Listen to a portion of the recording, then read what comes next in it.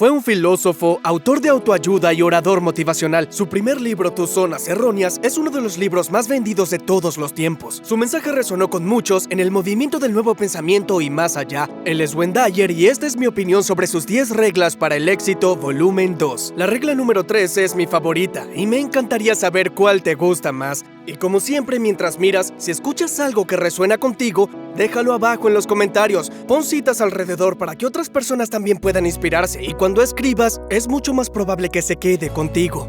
Disfruta.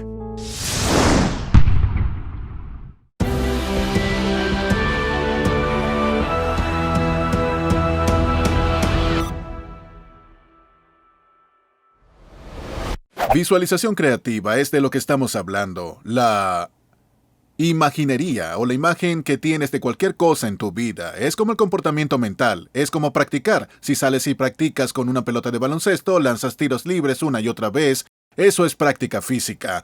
La imaginería es práctica mental. Cuando tienes una imagen de que puedes tener éxito en algo, cuando tienes una imagen de que puedes hacerlo, cuando no puedes hacerlo, cuando te subes a tu auto y tienes la imagen de que vas a encontrar un lugar para estacionar y en lugar de eso no consigues un lugar, no estás buscando que no haya lugar para aparcar, comenzarás a actuar según la imagen que tienes, de manera muy parecida como comenzarás a actuar según la práctica que tienes cuando estás lanzando canastas o cuando estás golpeando un golpe de derecha o cualquier otra cosa que estés haciendo. El momento revelador de mi vida ocurrió el 30 de agosto de 1974, cuando fui a la tumba de mi padre, después de descubrir que había estado muerto durante 10 años. Y fui allí con una intención diferente de lo que iba a hacer sobre su tumba. Estaba tan lleno de rabia, enojo y odio hacia este hombre. Pero en lugar de hacer lo que había ido a hacer, alguna inteligencia divina e invisible que mueve los planetas y hace crecer tus uñas y que lata tu corazón. Ese comandante en el centro del comando, al que siempre estás conectado, la presencia del todo, por así decirlo, me llamó de regreso a su tumba después de que lo maldije durante 2 horas, ese viernes por la tarde. Me quedé allí y dije, a partir de este momento, te envío amor. ¿Quién soy yo? ¿Quién soy yo para juzgarte? Hiciste lo que sabías hacer, dadas las condiciones de tu vida. Y cuando dejé esa tumba, era un hombre completamente diferente. El alcohol no ha tocado mis labios desde ese día. Me alejé de eso. Me puse en la mejor forma de mi vida, empecé a correr. Y las relaciones empezaron a cambiar. Las personas adecuadas, la mujer adecuada llegó a mi vida, mis hijos comenzaron a aparecer. Porque cuando avanzas con confianza en la dirección de tus propios sueños, un esfuerzo por vivir la vida que has imaginado, te encontrarás con un éxito inesperado en cualquier momento. Todo en mi vida cambió. Mi escritura tomó un sabor diferente a antes de quedarme atrapado.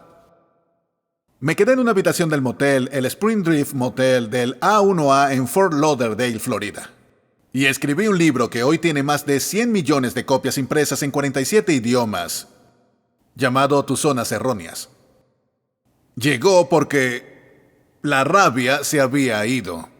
Mark Twain dijo una vez que el perdón es la fragancia que la violeta derrama sobre el talón que la ha aplastado. Eso es amor divino. Mi amigo Byron Katie dice que creer que necesitas lo que no tienes es la definición de locura. Creer que necesitas lo que no tienes, porque ya estás aquí, así que probaste que no lo necesitas. Así que andar creyendo que no puedes ser feliz, satisfecho, ya sabes, lo que sea, a menos que obtenga las cosas que aún no tengo, es una ilusión completa, es un pensamiento que ni siquiera es cierto, que no tiene nada de verdad, no necesitas nada. Y cuando consigues eso, la ironía es que ya no estás apegado, tu vida total se trata de vivir esas virtudes. ¿Cómo puedo servir? ¿Cómo puedo ser sincero? ¿Cómo puedo ser amable? ¿Cómo puedo ser solidario? Y pensar así. Y así es como pienso ahora. Y por eso estoy en el sentido. y siendo en el sentido. Las veces que estuve en la ambición, ya sabes, está entregando más y más y más y más de lo que tanto quería entonces. Y ahora que no estoy apegado a eso, puedo ser como el gato, ¿sabes? Puedo ocuparme de mis asuntos y dejar que me sigan a donde quiera que vaya. Entonces, lo que le digo a las personas que realmente quieren acceder a la transición de, ya sabes, de la ambición al significado, si quieren acceder a él, dejen de pensar en sí mismos. Lo hago en la radio todos los lunes cuando todos me preguntan, ¿sabes? Todas las preguntas sobre por qué no puedo manifestar esto, por qué no puedo tener aquello y así sucesivamente. Y mi respuesta a ellos todo el tiempo una y otra vez es que tomen lo que realmente les gustaría traer a su vida, sea lo que sea, ya sea riqueza, un trabajo, dinero, un buen reloj, un auto nuevo, sea lo que sea, y lo quieres más para otra persona que para ti mismo. Solo quieres más, solo piensas en eso y piensas en la alegría que te daría poder tener tu atención en eso y mantener tus pensamientos en eso. Ya sabes apartar tus pensamientos de ti mismo y empiezas a vivir las 4 virtudes. Empieza a ser sincero, empieza a ser solidario, empieza a tener esta reverencia por la vida y solo deja de lado lo que hay para ti y por qué no lo tienes lo suficientemente rápido o porque ese es más brillante que el mío y así sucesivamente y empiezas a proyectar eso y a hacerlo. No me importa si eres maestro de escuela, no me importa si eres dentista o si eres carpintero o si sabes lo que sea que estés haciendo. Si puedes poner tu atención, si quieres que la puerta se abra, si quieres que la puerta se abra al significado, entonces la única forma en que esa puerta se abrirá es si entiendes que tienes que dejar tu apego a este horrible mundo de cosas materiales y lo que hay para ti y cuánto obtienes y cambias tu energía, tus pensamientos a ¿qué puedo ofrecer? ¿Cómo puedo servir? Y solo tenía que acabo de hacer un especial de televisión, otro especial de televisión, y cuando faltaba 1 hora y media antes de que comenzara el programa, fue cuando me dio uno de estos ataques de nuevo en el cuello, y yo estaba como, ya sabes, ¿cómo voy a superar esto? Y dije una oración. Mi esposa estaba allí, 2 de mis hijas estaban allí, tenía mis brazos alrededor de ellas, y dije, si debo soportar este dolor, por cualquier razón que ni siquiera entiendo todavía, estoy dispuesto a hacerlo. Pero ¿podrías, por favor, darme las próximas 2 horas para poder al menos superar esta experiencia? Y solo se disolvió. Tú estabas ahí, estabas en la audiencia y pude salir y hacerlo. Y entonces el dolor volvió al día siguiente. Y volví directamente a ese estado y todavía lo hago. Y puedo sentirlo incluso ahora que estamos hablando un poco aquí. Y en lugar de maldecirlo, en lugar de estar enojado con él, lo acepto como mi dharma. Y ya sabes, lo que sea que tengo que aprender de eso, hablando en general, todas las dificultades que he tenido en mi vida, Sí. el divorciarme, literalmente ser alguien adicto a las sustancias, incluido el alcohol, dejar de lado, ya sabes, ese tipo de creencias que son cosas terribles de las que debería avergonzarme. Han estado entre mis mejores maestros y este dolor es solo otra de esas cosas. Y en términos generales, ahora puedo salir y ayudar a las personas que viven con dolor crónico. Y haces mucho de esto con tu toque, ¿sabes? Te he visto hacerlo en el escenario, con gente. Y de hecho, cuando estábamos en Australia, esa mujer, ella ni siquiera pudo... Bueno, entiendo que hubo una señora Cierto, con un hombro y no entumecido. había podido no mover el podía brazo en su años. brazo. Sí, y en 20 minutos lo puso así. Sí. Entonces eso viene de aceptarte a ti mismo. Y en lugar de maldecir el dolor, porque cuando maldices Correcto. el dolor y te enojas con él, simplemente te enojas. Cada célula de tu ser pasa por ese mismo enfado. Claro. Y lo que quieres hacer es como llegar a ese lugar pacífico dentro de ti donde puedes confiar en ti mismo. Cuando confías en ti mismo, realmente Correcto. estás confiando en la sabiduría que te Así creó. es. Y la sabiduría que te creó es infinita. Y no tiene forma. Y así tus pensamientos están en esa misma categoría. Ten pensamientos que estén alineados con esa divina presencia y verás que se va. Lo oscuro sobrevive a lo obvio. Trata de volverte un poco más oscuro, un poco menos entrometido, un poco menos fíjense en mí. Un poco menos, uno de los tipos específicos de cosas que puedes hacer es estar justo cuando alguien más está hablando, justo cuando estás a punto de intercalar lo que has estado pensando todo el tiempo, esperándolos para dejar de hablar. Solo para parar, para morderte la lengua y decir, cuéntame más. O, eso es muy interesante, nunca he escuchado ese punto de vista, incluso si estás completamente en desacuerdo con todo lo que dice. Estar dispuesto a escuchar, poder dejar de... Practiquen. Lo practiqué cuando hice estos versos del Do. Lo practiqué todos los días mientras trabajaba en eso, solo manteniéndome oscuro.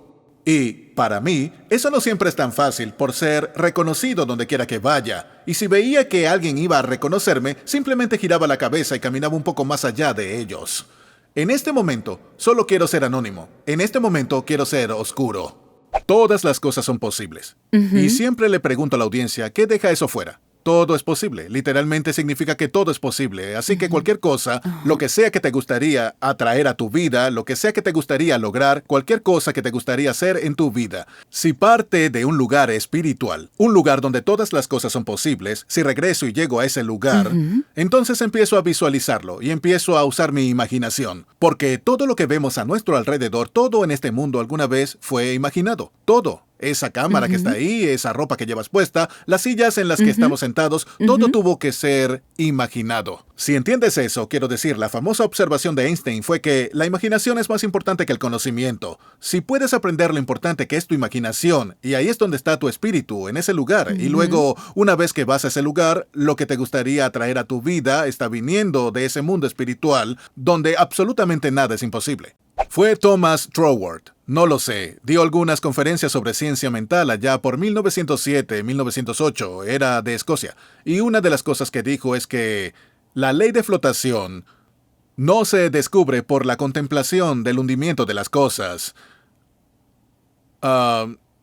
Entonces, como antes de los siglos XV y XVI, todos los barcos estaban hechos de madera. No porque el hierro no estuviera disponible y el acero no estuviera disponible, sino porque existía la creencia de que la madera flotaba. Por lo tanto, tuviste que hacer barcos con cosas que flotaban. Literalmente, así fue como apareció alguien y dijo que no tiene nada que ver con el material del que están hechas las cosas, tiene que ver con la cantidad de agua que se está dispersando. Eso es lo que determina si algo flotará o no. Y pienso en eso todo el tiempo porque está en la contemplación de lo que deseas.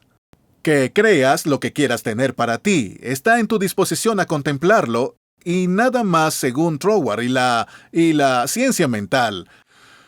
Así que pienso en los hermanos Wright, ¿sabes? Hace 100 años, que es como que la ley de vuelo no fuera descubierta por la contemplación de las cosas permaneciendo en el suelo. Así que estas eran dos personas, descubriendo cómo hacer que un avión vuele. Y mi conocimiento limitado de todo esto probablemente habría contemplado permanecer en el suelo de las cosas, como si eso fue lo que sucedió. Pero vino alguien y contempló la idea de que si obtienes suficiente velocidad y tienes el diseño correcto y obtienes presión por debajo de algo como esto y entiendes que esta cosa va a despegar, alguien tenía que contemplar esa idea. Y todos los que contemplaron que no era posible, que no podía funcionar, eran parte de por qué volar no había tenido lugar, porque no hubo ninguna ley descubierta a principios del siglo XX. Así como la electricidad fue descubierta por Thomas Edison. Me refiero a que la capacidad de tener electricidad siempre ha estado ahí. Alguien tiene que contemplar. Así que es como en tu propia vida personal. Tu voluntad de contemplarte a ti mismo como una persona que es capaz de atraer a tu vida lo que quieres, tener el tipo de relaciones que quieres, ser capaz de tener abundancia donde sabes que la escasez siempre existe. Todo lo que tienes que hacer es comenzar el proceso estando dispuesto a contemplar la presencia de eso en tu vida. Y siempre he sido una persona que puedo recordar a lo largo de mi vida como alguien que podía contemplarse a sí mismo siendo capaz de hacer cosas que la mayoría de la gente no podía. Y te puedo dar un buen ejemplo. Cuando mi madre nos reunió a todos y vivíamos en Detroit, en el lado oeste de Detroit, y compramos un televisor nuevo. Era blanco y negro, era una pantalla de este tamaño, era un Almirant, y lo teníamos en nuestra casa. Y fue como, oh Dios mío, televisión en blanco y negro, ya sabes, ¿te acuerdas del tío Milty y todo eso? Y había un tipo que estaba en la televisión. Su nombre era Steve Allen, y estaba en The Tonight Show.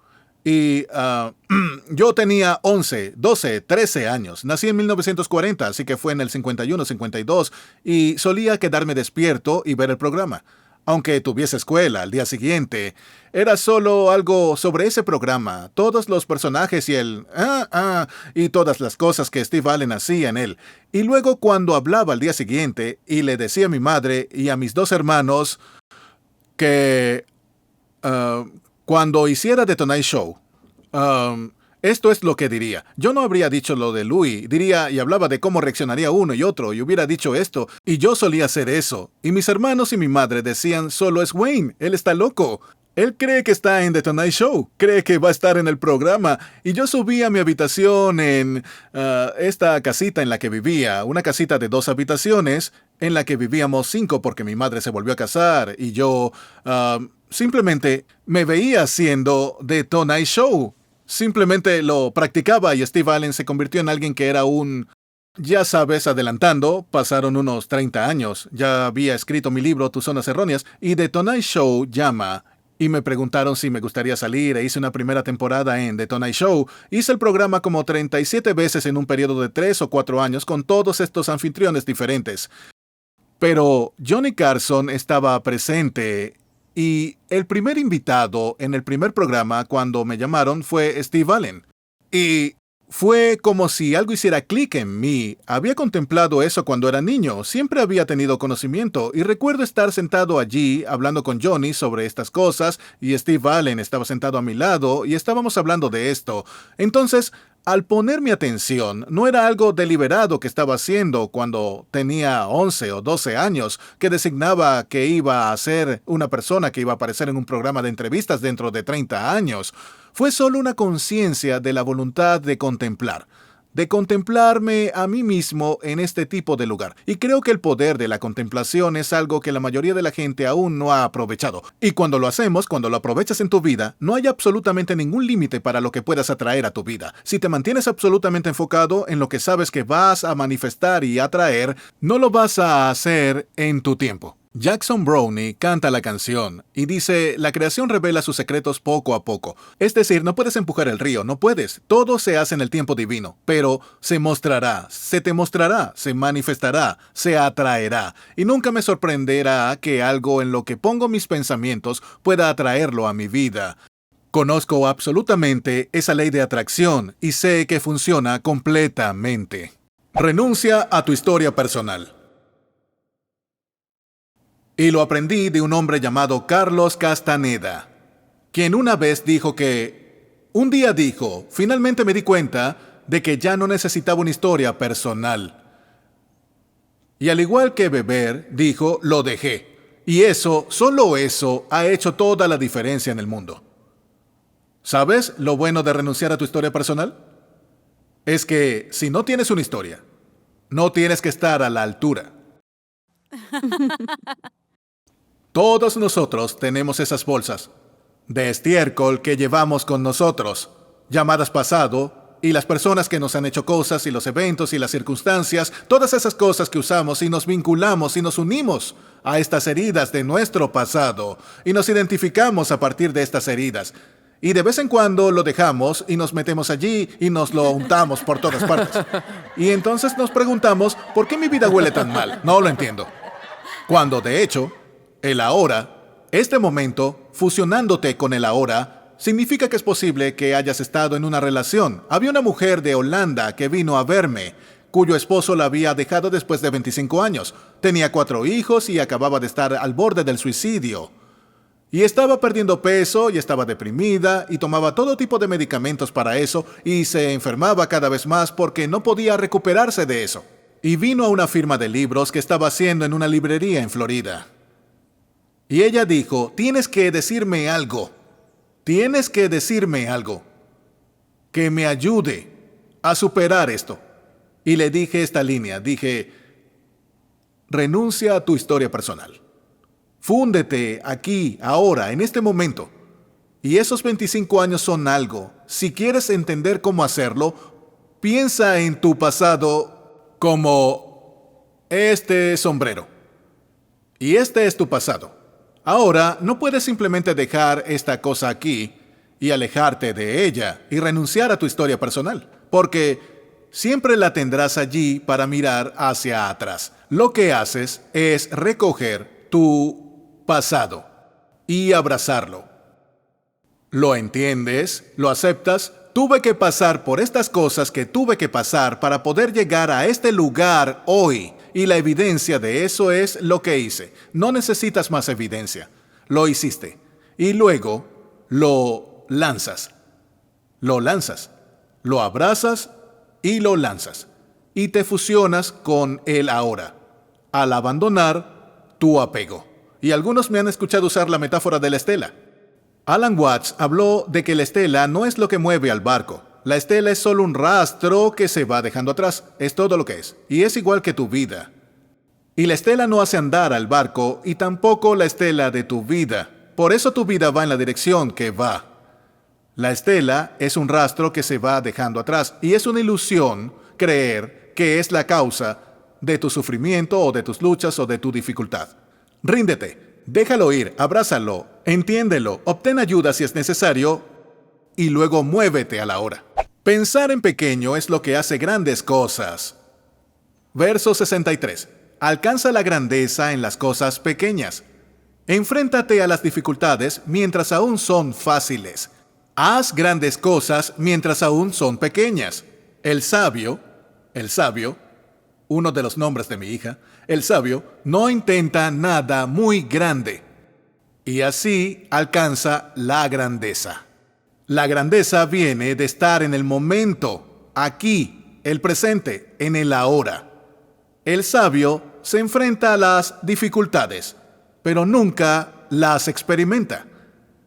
Esta es la idea de pensar en pequeño.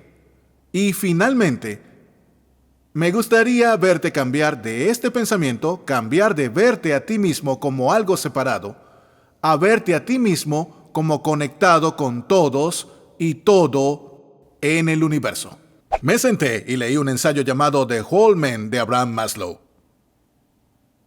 Y Maslow fue la primera persona que había visto en el campo de la psicología que habló de que no deberíamos evaluar quiénes son los seres humanos y qué son capaces de hacer en función de lo que falta o lo que está mal o lo que no pueden hacer o sus debilidades. No deberíamos estudiar neurología, trastornos neurológicos, no deberíamos estudiar cuán psicóticos son las personas o cuán neuróticas son. Deberíamos mirar a los mayores triunfadores que caminaron entre nosotros, saber que todos vinieron de la misma inteligencia y reconocer y ayudar a las personas a encontrar eso dentro de sí mismos.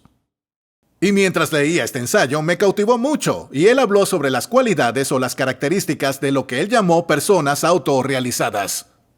Y dijo que la cualidad número 1 y las características de estas personas que viven en la cúspide de lo que él llamó autorrealización, que están mucho más allá de cuidar sus necesidades biológicas, que están mucho más allá de sus necesidades sociales, que están mucho más allá de la necesidad de ser amados, estas son personas que llegaron aquí con un propósito. Estas son personas que tienen un dharma. Estas son personas que no dejan que nadie más determine qué van a hacer. Dijo, la cualidad número 1 de estas personas es que son independientes de la buena opinión de otras personas.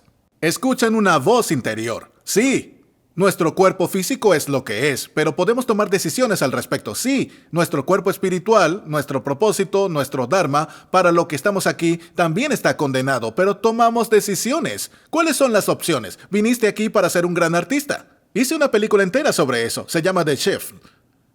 Y esta idea es que tú viniste aquí para ser un gran artista. ¿Coges un pincel?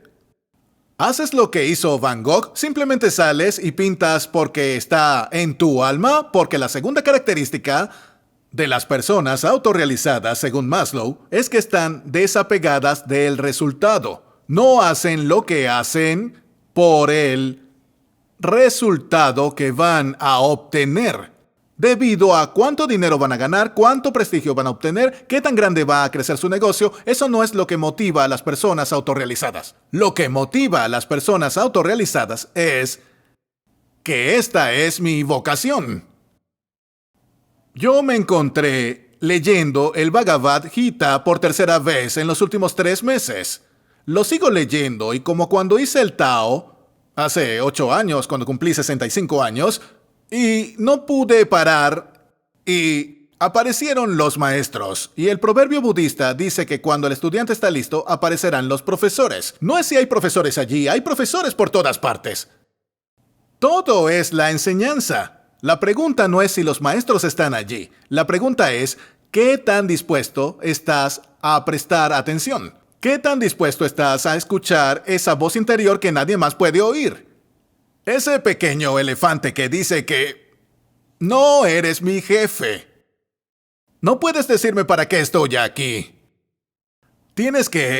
Se necesita una especie de valentía, porque el miedo es una fuerza tan omnipresente en nuestras vidas. Hago lo que hago por la pasión que siento. No estoy aquí por lo que me pagaste para estar aquí. No estoy aquí por alguna necesidad que tenga de vender otro libro. No estoy aquí por nada externo a mí. Estoy aquí porque tengo una pasión dentro de mí. Muchas gracias por vernos. Hice este video porque Ivy Hadid me lo pidió. Además, si deseas nominar a alguien para el próximo Los 10 Mejores, consulta la descripción para ver un enlace de un video donde puedes votar por las personas y agregar tus sugerencias. Me gustaría saber qué tomaste de este video, cuál fue la lección más importante que aprendiste que te dejó alucinando, qué vas a aplicar inmediatamente a tu vida o a tu negocio de alguna manera. Por favor, déjalo abajo en los comentarios. Tengo mucha curiosidad. También quiero darle un agradecimiento a Dave Gardner de davidgardner.com. Muchas gracias por pedir una copia de mi libro, por tomar esa foto y enviarla. Realmente aprecio tu apoyo, amigo, y espero lo estés disfrutando. Así que gracias, chicos, de nuevo por ver. Creo en ustedes, continúen creyendo en sí mismos. Como siempre, su palabra única es mucho amor. Nos vemos pronto.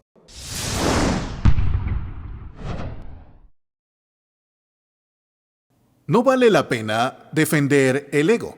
Y todos pasamos mucho tiempo defendiendo esta cosa y dicen, bueno, soy lo que tengo y debo conseguir más cosas, y si no tengo tanto como ellos, ellos lo tendrán. Y pasamos nuestra vida haciendo estas cosas, y lo que hace es que nos lleva a un punto en el que ya no tenemos nada. O nuestra reputación se ha ido, o nos la han quitado, o alguien nos la roba, o ¿qué nos pasa? O cuando nos jubilamos, o algunos ya no pueden hacer cosas. Así que ahora la gente pasa de cierta edad y se sienten como renuncio o algo así. Y entonces no hay nada en el ADN que diga que tienes que renunciar alguna vez en tu vida. No tienes que renunciar y tu ADN es más de 600,000. ¿Por qué lo tenemos? Lo tenemos porque funciona. Funciona para hacernos creer que somos mejores que otras personas, en lugar de solo permitirnos ser libres. Y así es como el taoísmo. El taoísmo enseña a cómo pelar la cebolla, pelar capas para llegar a la esencia del Tao, que es el vacío. Llegar a ese lugar de vacío, que es como el lugar supremo para llegar a donde simplemente te vacías de todo eso y luego eres libre. Y adivina qué, todas las cosas que deseabas con desesperación cuando estabas tan dominado por el ego, antes de comenzar a aparecer en tu vida en cantidades cada vez mayores.